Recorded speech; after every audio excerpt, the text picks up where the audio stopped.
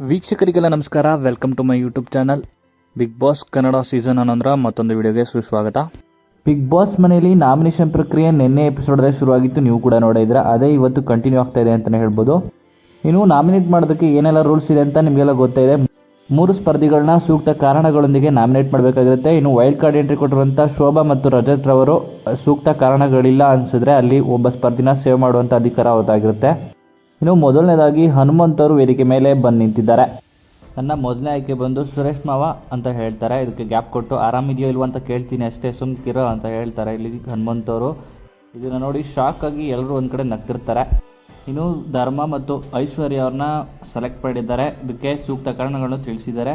ಮೊದಲನೇ ಆಟದಲ್ಲಿ ಇದ್ದಂಥ ಆಸಕ್ತಿ ಕೊನೆ ಆಟದವರೆಗೂ ಇರಲಿಲ್ಲ ಅಂತ ಹನುಮಂತವರು ಸೂಕ್ತ ಕಾರಣಗಳನ್ನ ತಿಳಿಸಿದ್ದಾರೆ. ಇಲ್ಲಿ ನಮ್ಮದು ಆಸಕ್ತಿನೂ 100% ಇತ್ತು, ಎಫರ್ಟ್ ಕೂಡ 100% ಇತ್ತು ಅಂತ ಕೂಡ ಐಶ್ವರ್ಯ ಅವರು ಇಲ್ಲಿ ವಾದನ ಮಾಡ್ತಿರ್ತಾರೆ. ಚೆನ್ನಾಗಿ ಆಡಿದೇನ್ಕೋ, ಮಸ್ತಾಗಿ ಆಡಿದೇನ್ಕೋ, ಗಿಲಿ ಆಡಿದೇನ್ಕೋ, ಮಾರ್ಕ್ಸ್ ಯಾಕೆ ಬರಲಿಲ್ಲ ಕೊನೆಗೆ ಅಂತಲೂ ಕೂಡ ಇಲ್ಲಿ ಹನುಮಂತವರು ಪ್ರಶ್ನೆನ ಮಾಡಿದರೆ ಇದಕ್ಕೆ ಮೌನವಾಗ್ತಾರೆ ಅಂತಲೇ ಹೇಳ್ಬೋದು. ಇಲ್ಲಿ ಐಶ್ವರ್ಯ ಮತ್ತು ಧರ್ಮ ಇಬ್ಬರು ಕೂಡ ನಾಮಿನೇಟ್ ಆಗ್ತಾರೆ ಅಂತಲೇ ಹೇಳ್ಬೋದು. ಇಲ್ಲಿ ಇನ್ನು ಕ್ಯಾಪ್ಟನ್ ಆಗಿರುವಂಥ ಭವ್ಯ ಅವರು ಕೂಡ ಹನುಮಂತವ್ರನ್ನ ನಾಮಿನೇಟ್ ಮಾಡಿದ್ದಾರೆ. ರೀಸನ್ ಕೇಳಿದಾಗ ನಾನು ಹೇಳ್ತೀನಿ, ನೀನು ಬಂದಾಗ ನೀವು ಹೇಳಿ ಅಂತ ಹೇಳ್ತಾರೆ.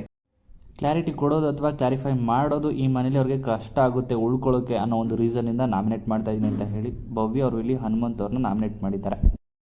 ಈ ರೀತಿಯಾಗಿ ನಾಮಿನೇಷನ್ ಪ್ರಕ್ರಿಯೆ ನಡೀತಾ ಇದೆ ಅಂತಲೇ ಹೇಳ್ಬೋದು. ಇನ್ನು ಯಾರೆಲ್ಲ ನಾಮಿನೇಟ್ ಆಗಿದ್ದಾರೆ ಅಂತ ಕಾದು ನೋಡಬೇಕಾಗಿರುವಂಥದ್ದು ಮುಂದಿನ ವಿಡಿಯೋದಲ್ಲಿ ನಾನು ನಿಮಗೆ ತಿಳಿಸ್ತೇನೆ. ಹಾಗೆ ಈ ವಿಡಿಯೋ ನಿಮ್ಗೆ ಇಷ್ಟ ಆಯಿತು ಅಂದರೆ ವಿಡಿಯೋಗೆ ಲೈಕ್ ಮಾಡಿ. ಬಿಗ್ ಬಾಸ್ ಸೀಸನ್ ನಂತರ ಇನ್ನಷ್ಟು ಹೆಚ್ಚಿನ ವಿಡಿಯೋಗಳಿಗಾಗಿ ನಮ್ಮ ಚಾನಲ್ಗೆ ಸಬ್ಸ್ಕ್ರೈಬ್ ಮಾಡಿ. ಹಾಗೆ ಭವ್ಯ ಅವರು ಹನುಮಂತ್ ಅವ್ರನ್ನ ನಾಮಿನೇಟ್ ಮಾಡಿದ್ದು ಸರಿನಾ ತಪ್ಪ ಅಂತ ಕಮೆಂಟ್ ಮೂಲಕ ಕಮೆಂಟ್ ಮಾಡಿ ತಿಳಿಸಿ.